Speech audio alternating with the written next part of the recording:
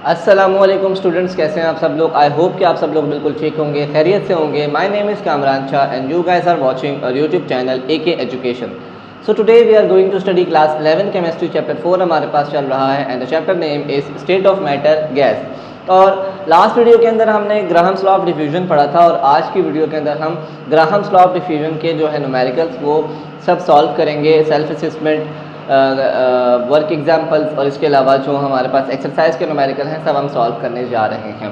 तो सबसे पहले हमारे पास एग्जाम्पल नंबर 4.9 है और इसमें हमारे पास दो गैसेस दी हुई हैं हमें। तो compare the rate of diffusion of helium and methane gas. तो बहुत सिंपल क्वेश्चन है, दो गैसेस का रेट ऑफ डिफ्यूजन हमें फाइंड आउट करना है। तो सबसे पहले हम डेटा बना लेते हैं। डेटा में हमें क्या क्या गिवन है। तो डेटा में हमें rate of diffusion of helium gas given है और हीलियम गैस का मॉलिक्यूलर मास क्या होता है हमारे पास, वो होता है 4।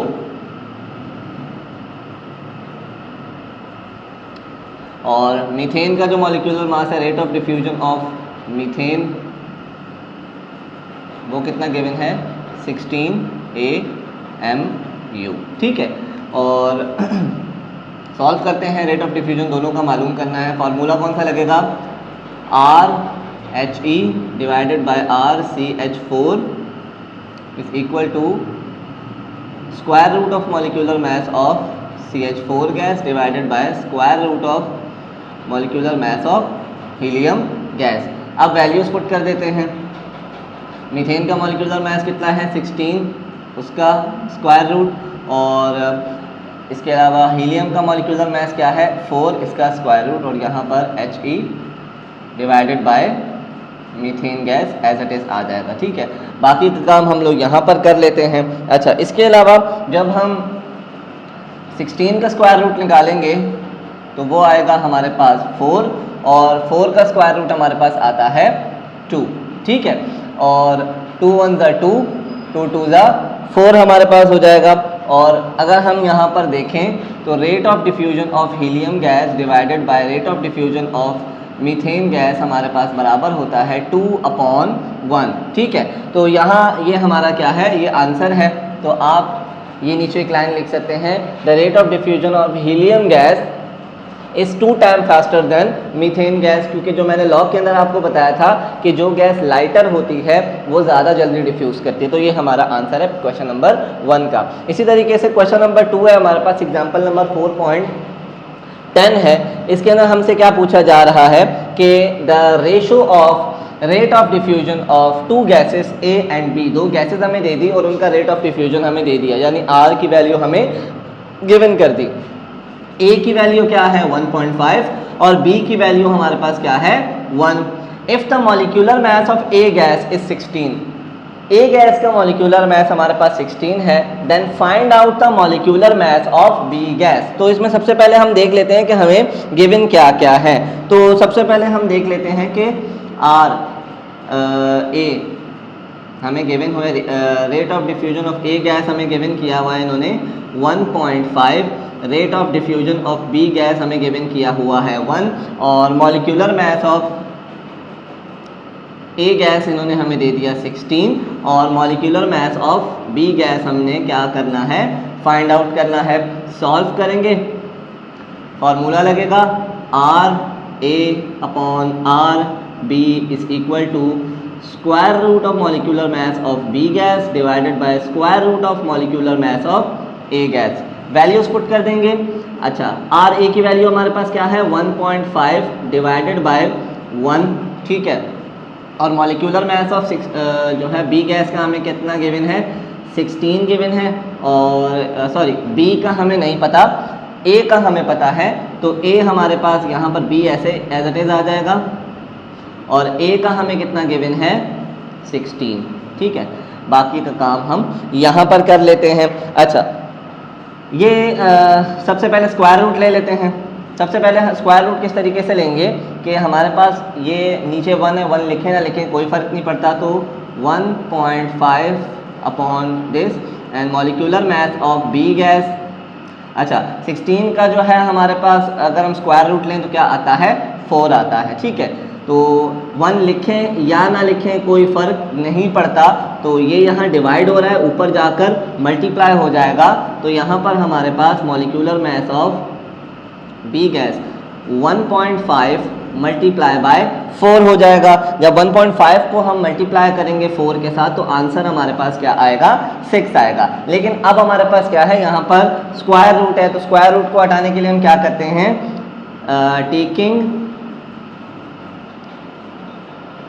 टेकिंग स्क्वायर बोथ साइड हम क्या कर लेंगे, स्क्वायर ले लेंगे, ठीक है, स्क्वायरिंग कर देंगे। तो यहाँ पर हमारे पास square root of B gas का whole square is equal to 6 का होल स्क्वायर। अच्छा, ये स्क्वायर से रूट हमारे पास क्या हो जाएगा, कैंसिल हो जाएगा, और 6 का स्क्वायर हमारे पास कितना बचेगा, molecular mass of B gas हमारे पास आएगा 36, और हमारे पास जो है ये आ गया क्या, molecular mass of B gas यानी कि AMU। यूनिट लिखें ना लिखें कोई फ़र्क नहीं पड़ता। तो यहाँ पर हमारे पास मॉलिक्यूलर मास आ गया 36, ठीक है। क्वेश्चन नंबर 2 भी हमने सॉल्व कर लिया। क्वेश्चन नंबर 3 है एग्जाम्पल नंबर 4.11। अच्छा, ये थोड़ा सा लंबा क्वेश्चन है। इसके अंदर क्या दिया जा रहा है, at specific temperature and pressure. Specific temperature और प्रेशर के अंदर हमारे पास इट टेक्स 290 सेकेंड, यहाँ सेकेंड लिख देता हूँ मैं, 290 S लिख देता हूँ, 290 second for 1 dm³ sample of helium gas to effuse through a tiny hole. यानी कि हमारे पास सिमिलर स्पेसिफिक कंडीशन है जिसमें टेम्परेचर और प्रेशर हमारे पास क्या है, कांस्टेंट है, और एक गैस को 1.5 dm³ की गैस है, हीलियम गैस 1.5 dm³ है, और उसको एक टाइनी होल से इफ्यूज होने के लिए हमारे पास कितना टाइम लग रहा है, 290 second. Under similar condition if 1.5 dm³ of unknown gas, एक अननोन गैस हमें दे दी 1.5 dm³ की ही, और उसको इफ्यूज होने के लिए कितना टाइम लग रहा है, 1085 सेकंड लग रहे हैं to effuse through a tiny hole. तो पूछा ये जा रहा है calculate the molecular mass of unknown gas यानी कि एक्स गैस। यहाँ पर मैंने अननोन की जगह क्या लिखा है, एक्स गैस लिखा है। तो सबसे पहले हम इसका क्या कर लेते हैं, डेटा बना लेते हैं। तो डेटा में हमारे पास हमें गिवन क्या क्या है, सबसे पहले वो देख लेते हैं।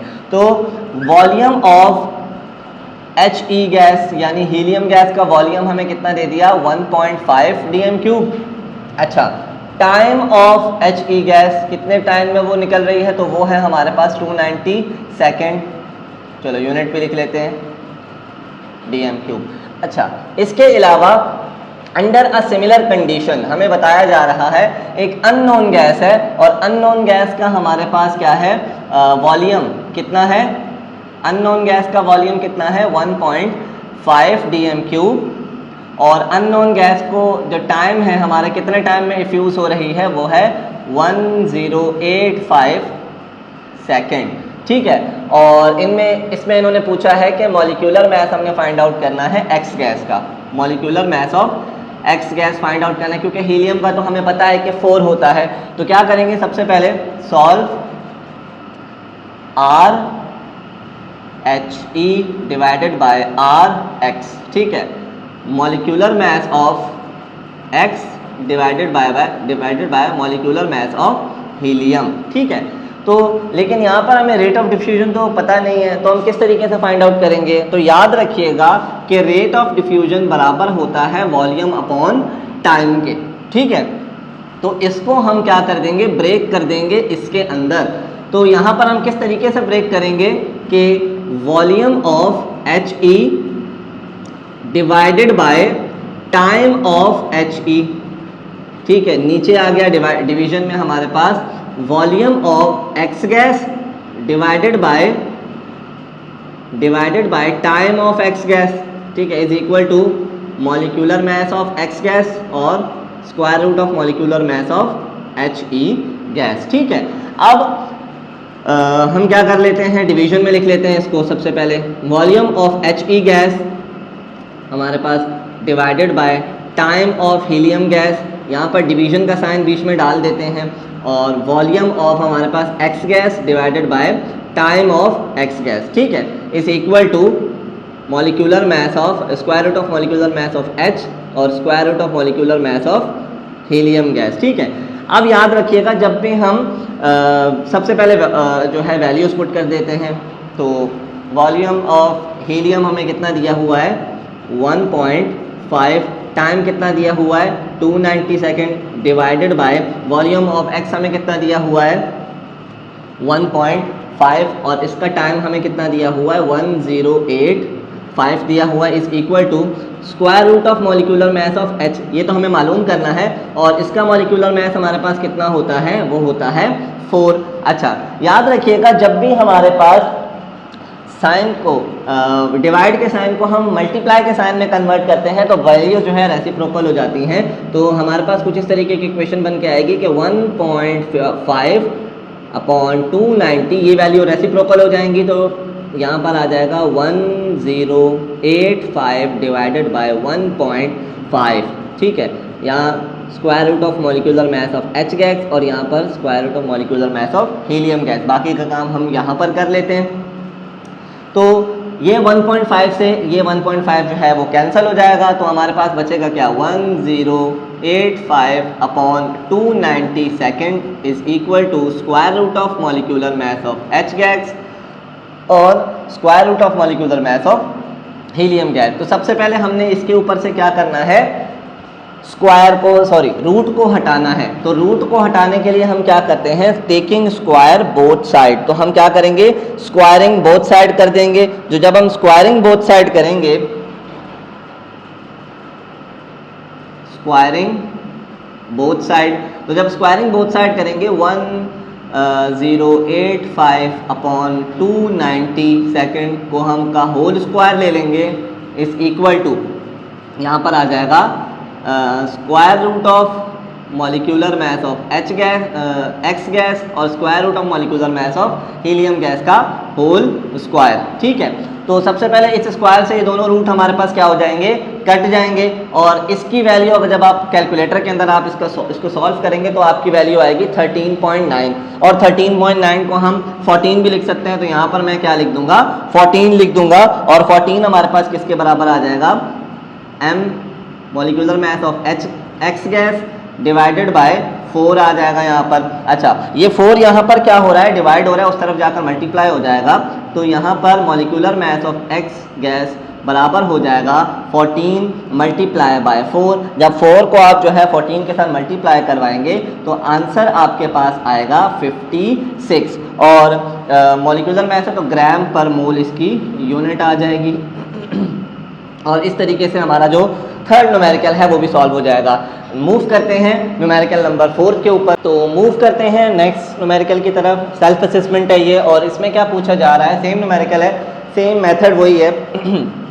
तो if it takes 8.5 second for 5 cm³ of carbon dioxide gas to effuse through a tiny hole at particular temperature and pressure, how long would it take for 5 cm³ of SO2 gas to effuse at same condition? यानी कि पूछा ये जा रहा है कि हमारे पास carbon dioxide gas है 5 cm³ की, ठीक है, और वो एक टाइनी होल से इफ्यूज़ हो रही है और उसको कितने सेकंड लग रहे हैं, 8.5 सेकंड लग रहे हैं।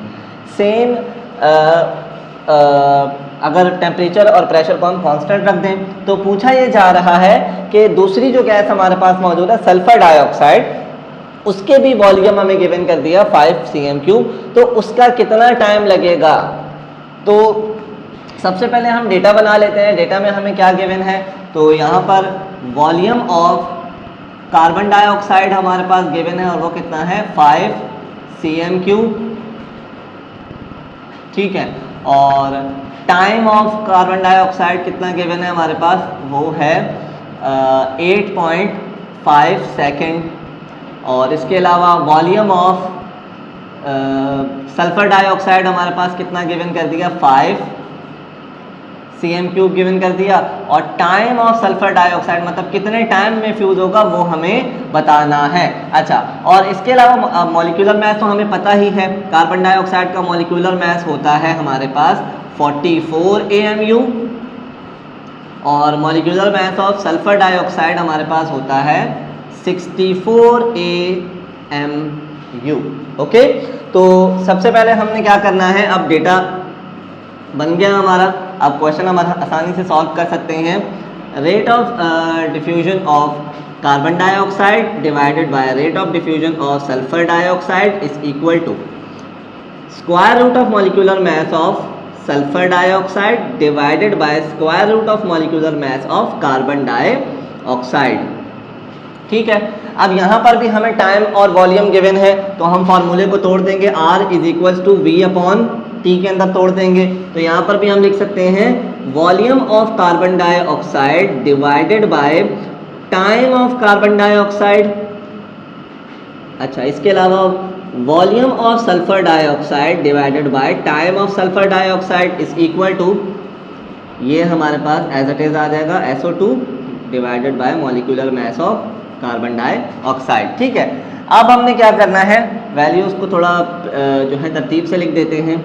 Volume of carbon dioxide divided by time of carbon dioxide divided bye, यहाँ डिवाइड का साइन हमने लाजमी डालना है आपने, volume of sulphur dioxide upon time of sulphur dioxide. ठीक है, अब ये ऐसे का ऐसे आ जाएगा SO2 divided by carbon dioxide.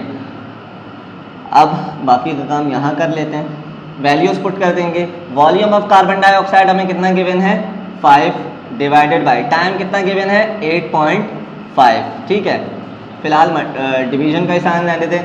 Volume of sulphur dioxide 5, time हमें नहीं दिया हुआ, तो टाइम ऑफ सल्फर डाइऑक्साइड हम ऐसे टाइम ऑफ सल्फर डाइऑक्साइड, तो ये हम ऐसे ही एज इट इज कॉपी कर लेंगे। अच्छा, यहाँ पर molecular mass of sulphur dioxide कितना होता है 64 divided by molecular mass of carbon dioxide 44, under root लाजमी आपने डालना है। अच्छा, अब आपने क्या करना है कि इस डिवाइड के साइन को आपने मल्टीप्लाई के साइन के अंदर कन्वर्ट करना है। जब कन्वर्ट करेंगे तो वैल्यूज रेसिप्रोकल हो जाएंगी, तो ये होगा 5 अपॉन 8.5 मल्टीप्लाई यहाँ पे आ जाएगा, और ये आ जाएगा time of sulphur dioxide divide by 5, और यहाँ पर ये एज इट इज 64 और ये 44 आ जाएगा। ठीक है, ये 5 से 5 कैंसिल हो जाएगा, of time of sulphur dioxide divide by 8.5 हमारे पास ये आंसर आ जाएगा। और उसके बाद अगर हम इनका स्क्वायर रूट लें, पूरी की पूरी वैल्यू का अगर आप स्क्वायर रूट लेंगे कैलकुलेटर के अंदर, तो आपके पास जो वैल्यू निकल कर आएगी वो आएगी 1.20। आप एक और वर्ड भी जो है डिजिट पे लिखना चाहते हैं तो ये लिख लें 1.206। ठीक है, अब ये 8.5 यहाँ डिवाइड हो रहा है, 1.206 के साथ जाकर मल्टीप्लाई हो जाएगा, तो time of sulphur dioxide is equal to 1.206 divide multiply by 8.5। तो जब आप इन दोनों को आपस में मल्टीप्लाई करेंगे तो आपके पास टाइम ऑफ सल्फर डाइऑक्साइड आएगा 10.25 सेकेंड। तो ये हमारा आंसर हो गया किसका, सेल्फ असेसमेंट का। और इसी से रिलेटेड अब जो एक्सरसाइज की न्यूमेरिकल्स हैं उसके अंदर क्वेश्चन नंबर 4 और क्वेश्चन नंबर 6 ग्राहम्स लॉ से रिलेटेड है। 4 में नहीं करवा रहा है क्योंकि 4 सेम जो पहला क्वेश्चन मैंने करवाया था उसकी तरह ही है, दो गैसेस दी हुई हैं और दोनों गैसेस का रेट ऑफ डिफ्यूजन जो है आपको कंपेयर करना है। तो बहुत सिंपल क्वेश्चन है, तो वो आप खुद करने की कोशिश कीजिएगा, वो आपका होमवर्क है। मैं आपको क्वेश्चन नंबर 6 करवा रहा हूँ। ठीक है, क्वेश्चन नंबर 6 के अंदर हमसे क्या पूछा जा रहा है, कह रहा है कि 60 cm³ of hydrogen gas effuse in 30 second from a tiny hole, what volume of sulfur dioxide will effuse in the same time 30 second under similar condition. यानी कि इस क्वेश्चन के अंदर उन्होंने हमसे क्या पूछ लिया, यहाँ पूछते हैं कि वॉल्यूम बताएं। यहाँ पर उन्होंने क्या पूछा था, टाइम पूछा था, यहाँ पर उन्होंने क्या पूछ लिया, वॉल्यूम पूछ लिया। तो सबसे पहले हम डेटा बना लेते हैं। वॉल्यूम ऑफ H2 गैस हमें कितना गिवन है 16 cm³। Time of hydrogen gas हमें कितना गिवन है 30 सेकेंड। ठीक है, वॉल्यूम ऑफ सल्फर डाइऑक्साइड पूछा है हमसे, time of sulphur dioxide 30 second. अच्छा, इसके अलावा मॉलिक्यूलर मास अगर हम बात करें, मॉलिक्यूलर मास ऑफ H2 की, तो वो हमारे पास होता है 2AMU। और molecular mass of sulphur dioxide अभी हम वहाँ निकाल चुके हैं, तो क्या होता है 64 हमारे पास होता है AMU। सॉल्व करेंगे, ग्राहम्स लॉ लगाएंगे। ग्राहम्स लॉ लगाने का तरीका क्या है, R पहली गैस कौन सी है H2 आएगा यहाँ पे, H2 divided by rate of diffusion of sulphur dioxide is equal to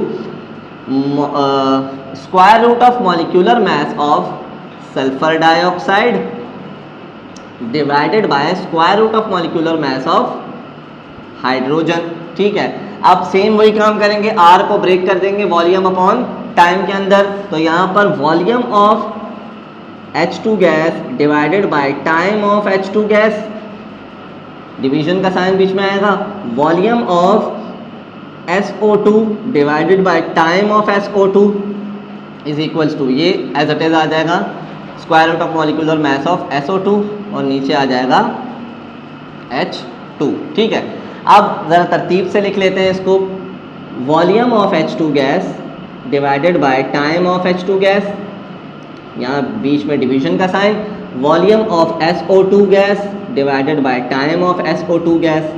ठीक है, और ये वैल्यू ऐसे की ऐसे आ जाएंगी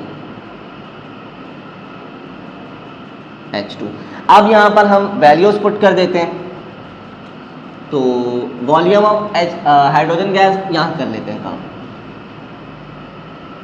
वॉल्यूम ऑफ हाइड्रोजन गैस हमें कितना दिया हुआ है 16, टाइम हमें कितना दिया हुआ है 30 second. Volume of sulphur dioxide हमें नहीं पता, तो वॉल्यूम ऑफ सल्फर डाइऑक्साइड ही आ जाएगा। टाइम हमें कितना दिया हुआ है 30 सेकेंड इज इक्वल टू, अच्छा यहाँ पर molecular mass of sulphur dioxide हमारे पास कितना होता है 64 और molecular mass of H2 gas हमारे पास कितना होता है 2। ठीक है, अब डिवाइड के साइन को हम क्या करेंगे, मल्टीप्लाई के साइन के अंदर कन्वर्ट करेंगे, तो ये वैल्यूज रेसिप्रोकल हो जाएंगी। 16.30 मल्टीप्लाई आ जाएगा 30 अपॉन वॉल्यूम ऑफ SO2। अच्छा यहाँ पर ये value same to same 64 divide by 2 आ जाएगा हमारे पास यहाँ पर। तो ये 30 से 30 हमारे पास क्या हो गया, कैंसिल हो गया, तो ये 16 divided by volume of SO2 is equal to, अब 2 1 ज़ा 2, 230 2 ज़ा 64 हो जाएगा हमारे पास, और ये हमारे पास आ जाएगा स्क्वायर रूट ऑफ 32। जब स्क्वायर रूट लेंगे 32 का, सबसे पहले हम स्क्वायर रूट ले लेते हैं, तो स्क्वायर रूट हमारे पास 32 का आता है, वो आता है 5 स्क्वायर रूट ले लेते हैं पहले हमारे पास यहाँ पर 16 डिवाइडेड बाय SO2, तो स्क्वायर रूट हमारे पास आएगा, वो आएगा 5.65। ठीक है, 5.65 हमारे पास आंसर आ गया। ठीक है, अब क्या करेंगे, ये वॉल्यूम यहाँ आ जाएगा और ये जो स्क्वायर रूट हमने निकाला था ये यहाँ आ जाएगा, तो volume of sulphur dioxide is equal to 16 upon 5.65 हमारे पास आ गया।